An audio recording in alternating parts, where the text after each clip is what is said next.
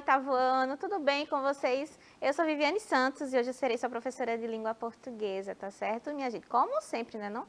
Olha, a gente está aqui ao vivo dos nossos estúdios, mas eu gostaria de relembrá-los que essa aula fica disponível nas plataformas digitais, caso você queira reassistir o conteúdo que será abordado aqui hoje, tá certo? Onde viver? Lá no app do Educa Recife e também no nosso canal lá no YouTube. Os QR Codes estão aqui na tela, ó, aponta a câmera do seu celular, baixa o aplicativo, porque assim você vai ter contato e interação com a gente aqui ao vivo enquanto a aula está acontecendo. E por que isso é importante?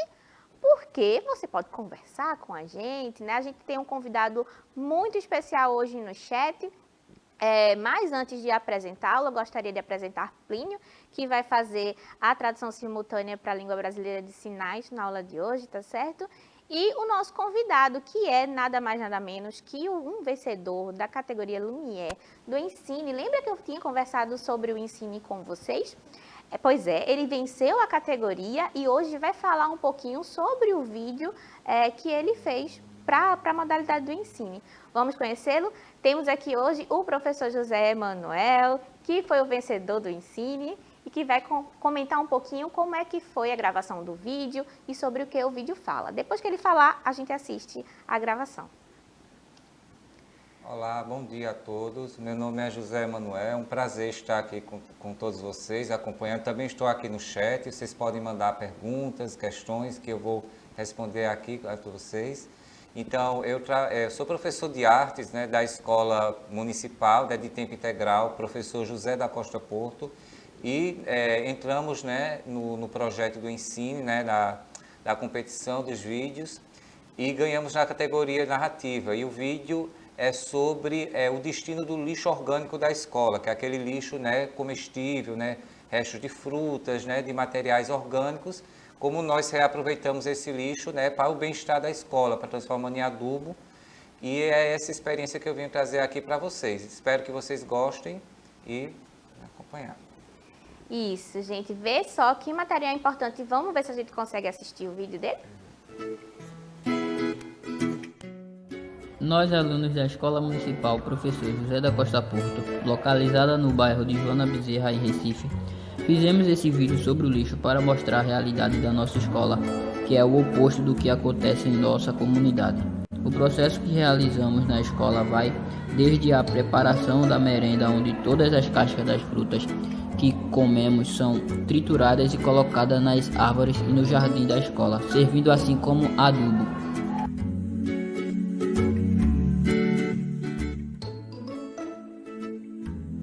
Na nossa comunidade é bem diferente do que realizamos na escola. Os moradores jogam lixo nas ruas, canais e nas calçadas. Com isso, nós estudantes queremos mostrar como nossa escola trata o lixo orgânico e divulgar essa possibilidade na nossa comunidade e em outras escolas. Tá vendo, minha gente? Que iniciativa perfeita e que vídeo muito bem feito, professor José Emanuel, parabéns. E é interessante que ele ganhou na categoria narrativa, né? E a gente já conversou diversas vezes de como constitui-se uma narrativa, né? Uma sequência de ações. E o vídeo é exatamente isso, ele vai enumerar, explicar e contar o que é feito com os alimentos que sobram da escola, né, com o material orgânico e como a gente pode reutilizar. Então, por isso que isso é uma narrativa, uma sequência de ações, tá certo? Enumeradas e contadas para o público. Vamos continuar a aula de hoje, que é sobre a linguagem literária e a linguagem não literária, que a gente também já vinha conversando em aulas anteriores.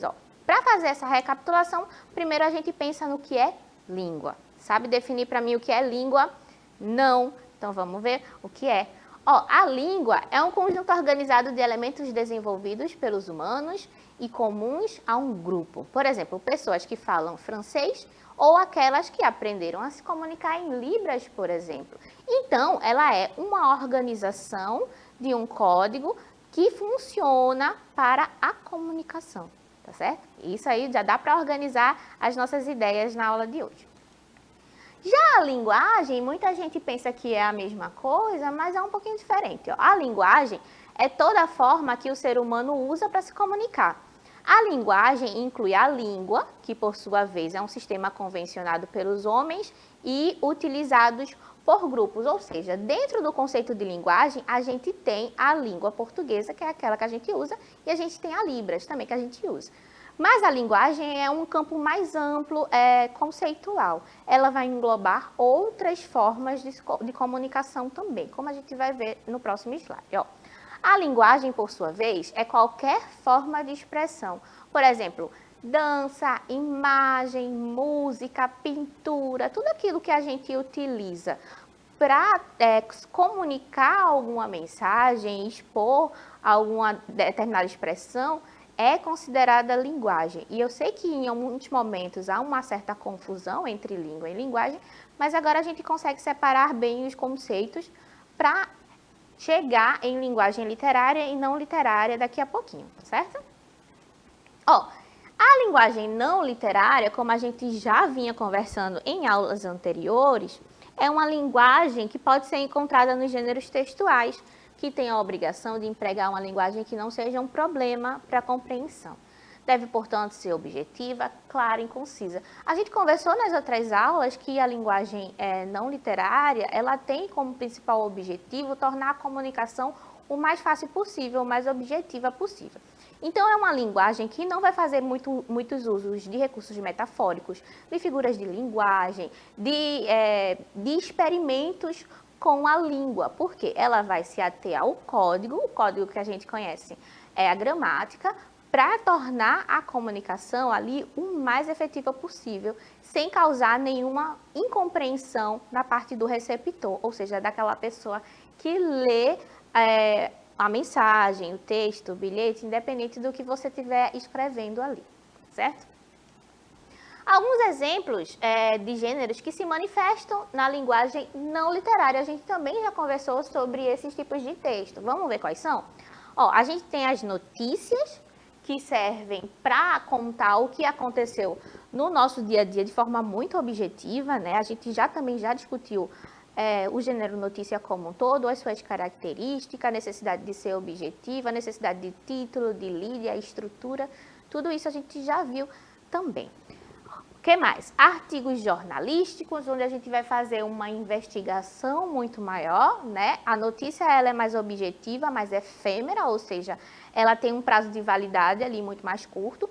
O texto jornalístico, o artigo jornalístico, ele é mais investigativo, ou seja, ele requer um trabalho anterior para que vá se moldando e crie toda uma história, uma narrativa que vai ser contada na reportagem. A gente tem textos didáticos que também não são nada literários, eles costumam ser muito objetivos, né? Imagine que você precisa aprender algum assunto de gramática, algum assunto de matemática, mas aí o texto está todo cheio de metáforas, alegorias. A gente não vai entender nada, é muito difícil, torna a comunicação muito difícil. Então, os textos didáticos, eles precisam ser mais objetivos na hora de passar a ideia que eles querem. A gente tem verbetes de dicionários e enciclopédias que precisam ser muito objetivos, definir o que são as palavras de forma muito clara, muito objetiva. Propagandas publicitárias, artigos científicos, receitas culinárias, manuais de instrução. Então, esses são os principais tipos de texto que configuram uma linguagem não literária. São os textos que precisam ser não muito rebuscados, precisam ser objetivos, precisam obedecer a gramática, ou seja, a norma padrão, tá certo? Porque qualquer desvio pode causar uma incompreensão e aí a incompreensão resulta em consequências piores, né? Imagina um manual de instrução que não respeita a vírgula. Olha só que confusão, como é que eu vou saber a ordem de montar aqui o meu brinquedo? Então, isso é muito prejudicial para a comunicação. Então, esses tipos de textos precisam, sim, obedecer à gramática, certo? E a gente tem a linguagem literária, que é onde a gente se diverte, né? É onde a gente pode dar asas à imaginação e fazer vários experimentalismos com a língua, ou seja, criar ali situações diferentes para usá-la.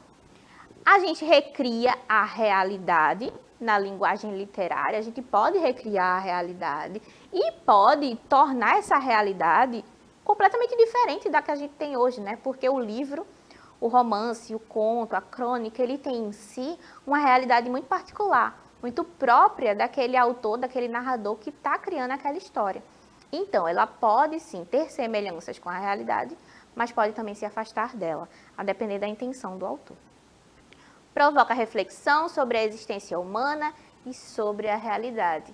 Um texto não literário, ele não vai atrás desses questionamentos da alma humana.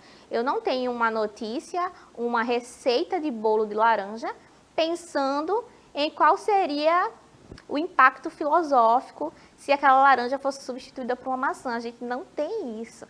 A gente tem os dados objetivos de como construir um bolo de laranja a partir de determinados ingredientes. Isso é uma receita.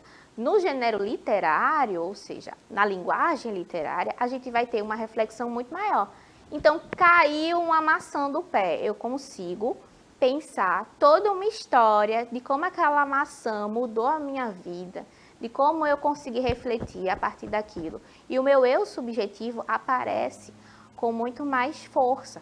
Então, quando a gente tem essa variabilidade no trato da linguagem, ou seja, no uso da linguagem, a gente consegue fazer uma distinção muito objetiva entre o que é linguagem literária e o que é linguagem não literária. Serve de entretenimento, né? Quem nunca pegou um livrinho ali só para passar o tempo, só porque estava entediado, estava desocupado, não queria mais assistir TV, já tinha acabado todas as aulas do Educa, né, não? E aí pega um livrinho para ler. E quando a gente usa esses romances, a gente está fazendo uso, sim, da linguagem literária. Ao contrário da linguagem não literária, que muitas vezes não é forma de entretenimento. Ela está ali para dar uma informação, né? Para instruir a gente de alguma coisa.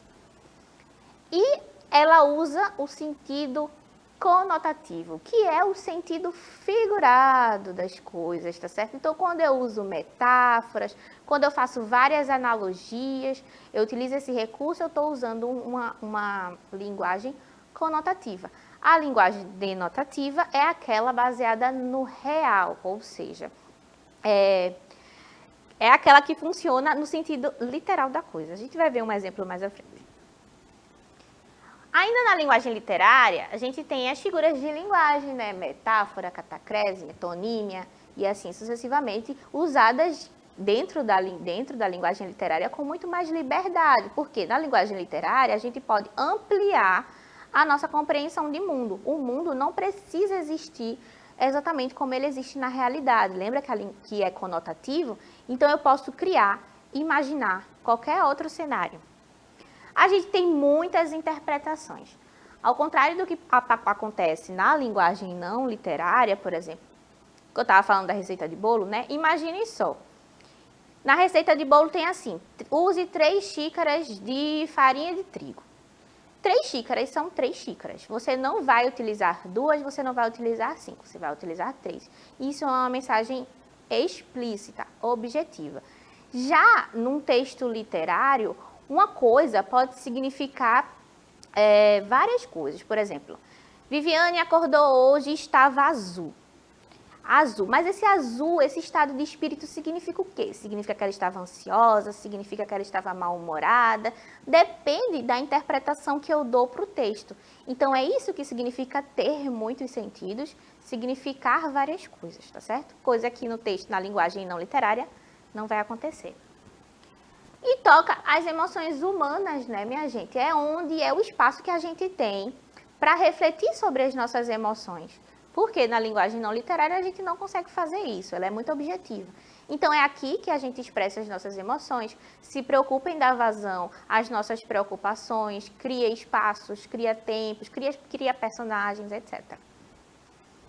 A linguagem não literária. A linguagem não literária, ela informa de forma objetiva, ela orienta, ela explica, ela notifica, utiliza um sentido denotativo da linguagem, ou seja, o sentido real, tá certo? Da língua, do significado de cada palavra, e tem uma única interpretação. Como eu estava falando do exemplo do bolo, eu não posso entender duas coisas de uma mesma informação na linguagem não literária, senão ela está equivocada. E tem a compreensão racional. Muitas vezes, quando a gente está lendo um livrinho literário, tem coisas que são explicadas para a gente pelo narrador, pelas personagens, que não parecem racionais, né? A gente lê e fala, epa, mas esse livro está dizendo que o sol é azul, mas eu sei que racionalmente o sol a gente enxerga como amarelo, né? A gente não enxerga o sol como azul. Então, essa não é o livro não vai conseguir dar para a gente uma explicação racional, embora ele tente ali dentro daquela estrutura. Quando você suspeitar demais da racionalidade do livro, é um bom indicativo de que a linguagem empregada ali é uma linguagem literária, tá certo? Já a literatura deve ser compreendida como a arte da palavra e, como tal, não possui compromisso com a objetividade e com a transparência na emissão de ideias. Nos textos literários, a linguagem se transforma em um objeto estético e não meramente linguístico, ao qual podemos conferir significados de acordo com as nossas singularidades e perspectivas. Lembra que eu falei um pouquinho na aula passada sobre como a literatura ela vai fazer experimentos estéticos com a linguagem? Eu trouxe um texto de Patativa do Assaré, né, que a gente viu que ele tinha ali algumas palavras escritas com diferenças ortográficas da norma padrão, e que isso não comprometia o significado, o valor semântico do seu poema. Isso é um experimento estético. Então, o autor, quando faz essa opção de não colocar o registro da norma padrão e colocar um desvio, ele está querendo dizer alguma coisa, isso é proposital. E a manutenção desse erro, que na verdade é um recurso estilístico, é também proposital pela editora, porque vai transmitir uma mensagem. No texto que a gente leu de Patativa do Assaré, ele falava sobre a dificuldade de acesso à educação, né? Porque ele precisava trabalhar e precisou trabalhar durante a vida toda dele já crescendo. Então, a partir do momento em que eu utilizo esses erros ortográficos no texto, eu reforço a ideia da dificuldade que foi para esse eu lírico acessar a escola. Então, perceba que o valor estético ele existe e é quando eu faço essas opções de colocar no meu texto a informação que eu quero. Eu seleciono o que vai para o meu texto. Uma das características dos textos literários é a linguagem poética. E agora a gente vai entrar numa parte que é mais chatinha, porque a gente vai falar sobre as funções da linguagem, tá certo? A gente vai falar uma por uma. A gente primeiro tem a função referencial ou denotativa. Bora ver o que é? Essa função tem uma linguagem de caráter informativo. A função referencial ou denotativa dá prioridade a dados concretos, fatos e circunstâncias. Quais são os exemplos desse tipo de texto, Vivi? Os textos científicos, livros didáticos. Então, toda vez que eu tiver um texto que a função dele seja informar, a gente precisa ficar atento à função. Qual é o objetivo, o motivo pelo qual esse texto existe? Se ele informa majoritariamente, eu já posso ficar aqui atenta de que a linguagem é referencial, certo? A linguagem emotiva ou expressiva. Essa função tem uma linguagem que reflete emoções e sentimentos, usada quando o emissor centra a linguagem em si mesmo. Por exemplo, depoimentos, cartas pessoais. Oxente, Vivi, mas isso não é linguagem poética, não. Quando eu falo do eu, não. A gente vai ver que tem uma diferençazinha entre a linguagem emotiva e a linguagem poética, porque a linguagem emotiva vai ser centrada nas emoções. A linguagem poética está centrada no texto, está centrada na língua e no trato que eu tenho ao lidar com essa construção poética. Então, a escolha de palavras não é ao acaso, né? A gente tem um trabalho ali, uma estrutura que está sendo montada. Enquanto no texto emotivo, na função emotiva, a gente está muito mais atrelado às emoções que eu quero despertar no meu receptor, tá certo? Essa é a diferença básica entre as duas. A gente tem a função fática. Essa função possui linguagem usada quando o emissor quer confirmar se está sendo ouvido. usada em situações em que não é importante o que se fala, nem como se fala, e sim o contato entre emissor e receptor, ou seja, a mensagem não é a coisa mais importante, o tema não é mais importante. O mais importante na função fática é a comunicação, é estabelecer um contato com o meu receptor. Exemplos disso, saudações, ligações telefônicas, sucessivamente. Então, oi, tchau, é uma comunicação fática. Função apelativa. A função conotativa ou apelativa contém linguagem usada quando o objetivo do emissor é influenciar o receptor, com o objetivo de convencê-lo a fazer algo e dar ordens. Por exemplo, publicidade, propaganda, livro de autoajuda. Então, a função apelativa é muito do que o nome diz. Eu estou fazendo um apelo. Muito do que acontece, muito de como a gente pode perceber o apelo, é na publicidade, né? Então, compre determinado produto, adquira já. Então, eu estou fazendo um apelo para que o público se convença, através dos meus argumentos, de que aquele produto é bom o suficiente para ser consumido. Tá certo? Respira aí que está acabando. A função metalinguística, que é a penúltima, e aí a gente passa para a poética. A metalinguística é usada quando a linguagem fala dela mesma, ou seja, quando o emissor usa um código para explicar o próprio código.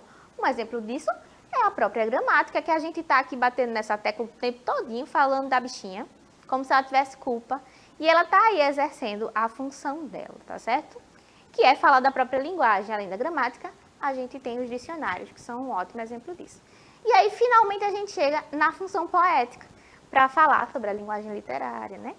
A função poética, também conhecida como estética, é a função da linguagem que tem como objetivo valorizar a mensagem, da forma que ela está sendo transmitida. A função poética é uma das 6 funções da linguagem definidas pelo linguista Jacobson, onde cada uma delas deve abordar os diferentes elementos da comunicação. Então, a função poética é onde eu vou desenvolver esse meu trato com a linguagem e trabalhar e criar uma estrutura rica, rebuscada, pensada, para poder trabalhar algum tema.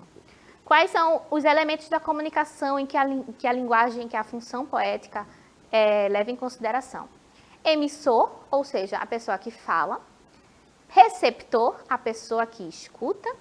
Mensagem, o que se fala, né, o tema que se fala. Referente ao contexto, o assunto, tema. O canal ou contato, o veículo da mensagem, se é um poema, se é um conto, então a forma estruturada.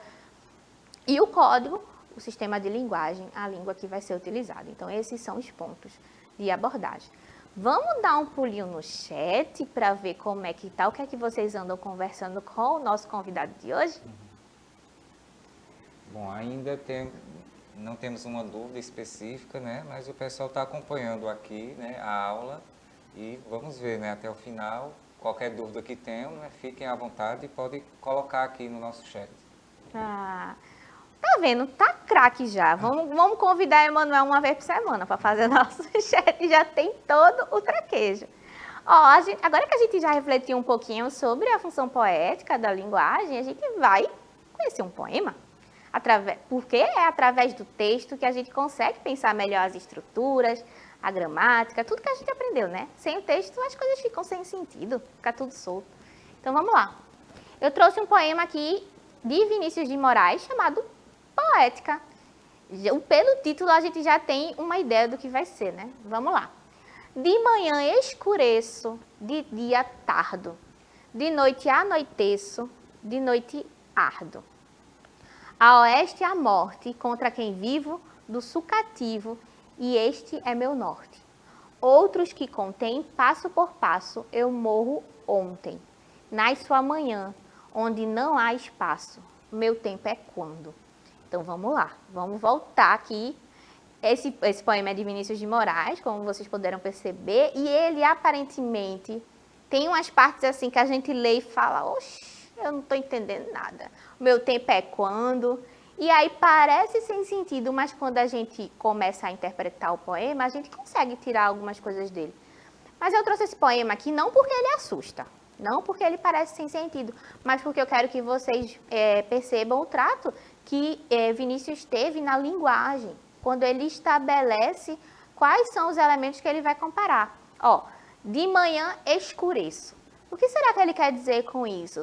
Ele pode estar fazendo uma referência à falta de energia, por exemplo. De manhã eu sou uma pessoa pouco enérgica, eu não gosto de fazer as coisas. Ou ele pode estar significando que ele fica triste pela manhã, por exemplo. Então, a escolha de palavras, ele poderia ter dito, de manhã fico triste.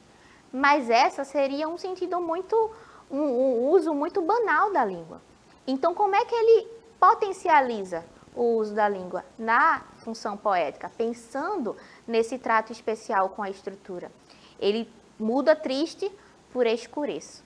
E aí você já tem um sentido sendo criado a partir de uma palavra que não tinha esse valor semântico a priori, ou seja, não tinha esse significado em primeiro caso, mas passa a exercer esse significado aqui no poema de Vinícius. Então, não é legal como a gente consegue ver os exemplos bem empregados? O título Poética também é bem sugestivo e faz referência às cartilhas artísticas do fazer poético do próprio artista. Seria o poema, então, um vislumbre de como Vinícius de Moraes encara sua arte? Talvez, hein? Um trabalho, hein? O eu lírico também se apresenta como um ser fora do tempo, assim como é também a poesia, né? A gente tem que pescar a poesia aí, que ela não está em lugar nenhum, mas ela está em todos os lugares. E aí a gente precisa ter a percepção, perspicácia de reconhecer. Um eu lírico que não se sente tão enérgico durante o dia, como eu estava falando para vocês, mas sente-se completamente vívido à noite. Ele também não sabe qual é o seu norte e vagueia desorientado em todas as regiões. Além disso, o eu lírico fala que se recusa a contar os passos, ou seja, o que viveu. Olha o quanto de coisas e inferências a gente consegue fazer a partir do texto de Vinícius. Então, ele é muito rico, pode significar muitas coisas, e essa multissignificação é uma das características do texto da linguagem literária, como a gente viu. Minha gente, a nossa aula está acabando. E já que está acabando, vamos se despedir do professor José Emanuel, que veio tão carinhosamente aqui contribuir com a nossa aula. Bom, pessoal, eu agradeço mais uma vez a presença e espero que vocês tenham tido uma boa aula, bom proveito. E nesse ano, né, Natal e Ano Novo, eu desejo tudo de bom para todos, né, e até a próxima. Muito obrigada, professor, pela sua participação aqui. Parabéns novamente pela participação e por ter ganhado o Ensine na sua categoria. E, minha gente, eu vou me despedindo também, olha, mas como reflexão aí, como atividade para vocês fazerem em casa, eu queria que vocês me contassem qual foi o texto que mais importante que você leu, o texto literário, tá certo? Contem para mim qual foi, porque de repente a gente conversa sobre eles nas próximas aulas. Coloquem lá no canal do YouTube, tá certo? Eu vou me despedindo por aqui, minha gente. Foi uma alegria fazer essa aula junto com o professor José, junto com o Plínio. E a gente tá em clima de Natal, né? Festejem bem muito o Natal, tá certo? A gente volta na próxima aula. Um cheiro e até breve.